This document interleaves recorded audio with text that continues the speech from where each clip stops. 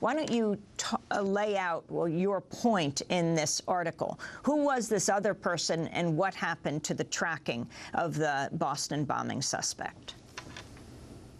Well, what we know is that in January 2011, the FBI in Boston investigated 2 men that they suspected could be involved in terrorist organizations or somehow sympathetic to terrorist organizations. The first was Tamerlan Tsarnaev, and we all know this story. They investigated him, looked at his web traffic, and decided that he wasn't a threat, and that's where their trail essentially ended. In the same month, in January 2011, an FBI informant who was a heroin addict and was being paid thousands of dollars by the FBI came to the Bureau and said, I know a man named Rezwan Firdaus. Rezwan Firdaus said he wanted to commit an act of terrorism, and it was a ridiculous idea. He wanted to fly a remote-controlled airplane into the U.S. Capitol building and have it laden with grenades and then explode it or detonate it over the Gold Dome. But if it wasn't bad enough that his idea was patently ridiculous, Rezwan had no capacity to even move forward in it. He didn't have any money. He didn't have any access to explosives. He didn't really have any capacity at all to commit even the most minor crime. And yet the FBI, instead of choosing to pursue Tamerlan Tsarnaev, chose to start a 9-month sting operation on Rezwan Firdaus. They gave him $4,000, which he used to purchase a remote-controlled airplane. They then paid for a trip for him to scout out locations in Washington, D.C., where he could launch the airplane. And then in the final stage, they gave him all the explosives he needed. They gave him C4, they gave him grenades, and they delivered it to him. And at that point, the FBI arrested him and charged him with conspiracy to use a weapon of mass destruction.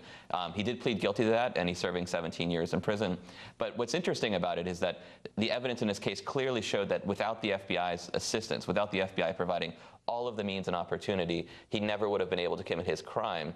And yet, at the same time, the FBI chose not to pursue the person who ultimately detonated bombs at the Boston Marathon. Well, Trevor, we've seen this over and over again, and you've looked at it, the tendency of the FBI to use undercover informants who actually become instigators or co-conspirators in a plot to snag folks who otherwise would not be able to commit these crimes. That's right. You know, since 9/11, there have been more than 175 defendants who have been caught in terrorism sting operations. And this is due to a very aggressive policy that has its roots in the current FBI mission of preventing the next attack at whatever cost. And so what the FBI is looking for are men who they believe, you know, will become the terrorists of tomorrow. They want to catch today that terrorist of tomorrow. And so they look for people who are espousing radical beliefs, who say they want to commit some sort of act of violence. And then they set up through undercover agents and informants posing as al-Qaeda operatives these elaborate sting operations in which they provide everything that the target of the sting operation would need. You know, that can be the transportation, that can be the guns and the weapons. So in some cases, that can be even the idea for the terrorist attack. And then they put it all together, let the person move forward in the plot, and when they push the button that would detonate the bomb, they then arrest them and announce to the public another terror plot foiled.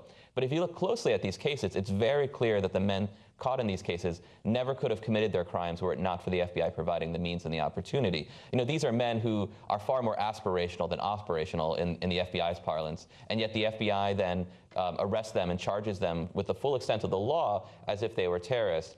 And, you know, the question I raised in my book, which came out in January before the Boston bombing, is what are we missing as a result of pursuing these men who are really of questionable importance, who are really of questionable danger? And I think what the Boston bombing shows is that as the FBI has been pursuing these men in sting operations whose danger is very questionable, perhaps we're missing the real dangerous guys, such as Tamerlan Tsarnaev and his brother Johar. The FBI has come under criticism after reports emerged, of course, that the agency interviewed the Boston suspect, Tamerlan Tsarnaev, in January 2011, decided not to pursue his case. On Wednesday, White House Press Secretary Jay Carney defended the FBI's claim it did everything it could with the information it had at the time. You know, all of these issues are obviously under investigation. What we do know is that the FBI took action in response to that notification, investigated the elder brother, and investigated thoroughly and came to the conclusion that there was no derogatory information, no indication of terrorist activity or associations, either foreign or domestic, at that time. And that was White House Press Secretary Jay Carney. Your response, Trevor Aaronson. I think what this suggests is that the FBI is pursuing people for the wrong reasons. You know, for example, the FBI is limited in the law in how it can pursue people. It has 72 hours to do what's called a threat assessment, to figure out if there's information that will allow them to establish a predicate to move forward in an investigation. And what's ultimately happening is that the FBI is finding people like Tsarnaev who may not have direct, that they can't find direct information on, that they're involved in crimes, and yet instead they're finding these loudmouths who say they want to commit an act of terrorism, and then they move forward in these elaborate sting operations. I mean, I think what we really need to examine here is how the FBI targets and how the FBI puts on suspicion lists people they suspect might be involved in terrorism. I mean, saying you want to commit some sort of act of terrorism, being a loudmouth, is really enough to launch these elaborate sting operations. And yet the people who are committing the real offenses, the real acts of terrorism, Tamerlan Tsarnaevs or Faisal Shahzad, who delivered a bomb to Times Square that fortunately didn't go off, the really dangerous guys aren't being trapped in these sting operations, in part because, in a way, they're not dumb enough to go to the local mosque or into the community and talk to an informant about how they want to commit an act of terrorism. The really dangerous guys aren't being detected by the FBI, and so I think we really need to examine how we consider the targets, how we target the targets, and ultimately who we should be investigating for possible terrorist operations. And what have you been able to tell from the information that's come out so far about this age-old problem of lack of coordination between the FBI and the CIA, that Russian intelligence actually contacted both agencies separately at different times about their concerns about Tamerlan, and whether there's been any progress in terms of these agencies being able to coordinate their activities? Well, what is interesting in the Boston case, for example, is the Russian government contacted both the FBI and the CIA and expressed a concern about Tamerlan Tsarnaev. That wasn't enough for them to really pursue an investigation against him any more than they did. And yet, the 9-month sting operation they conducted on Rezwan Firdaus was brought to them through an FBI informant who had a heroin addiction and was working for money for the FBI. I mean, I certainly think a possible threat coming from the Russian government is much more credible than an informant, but yet the FBI chose to follow the informant's tip over the Russian government's. But what this also gets at, as you mentioned, is that there has long been competition between the intelligence agencies in the United States. The CIA doesn't get along well with the FBI doesn't get along well with the CIA, the FBI also doesn't get along well with the NYPD's intelligence division. There's a real competition here, and that was illuminated very clearly in the 9/11 report, where lack of communication really exacerbated the problems of intelligence at that time. And while we've seen improvements, what clearly this shows is that those improvements haven't been good enough. We hear those you improvements fine. haven't been good enough. Go ahead, Trevor. We hear you fine. Okay, those improvements haven't been good enough. I mean, the problem has been that here's a case where both the CIA and the FBI were looking at the same defendant, both from information from the Russian government, and they weren't communicating at all. And I think this really needs to be addressed, which is shouldn't we have been pursuing someone much more thoroughly who came to our attention through the Russian government, as opposed to coming to our attention through an FBI informant who has a financial incentive in finding terrorists and knows he can get a payday if he can bring someone to the FBI who says he wants to commit some sort of act of terrorism.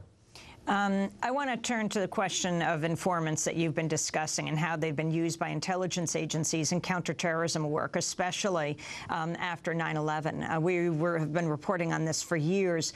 Going back to 2010 to Imam Salahuddin Muhammad of Newburgh, New Jersey, of Newburgh, New York, about FBI informants within the Muslim community.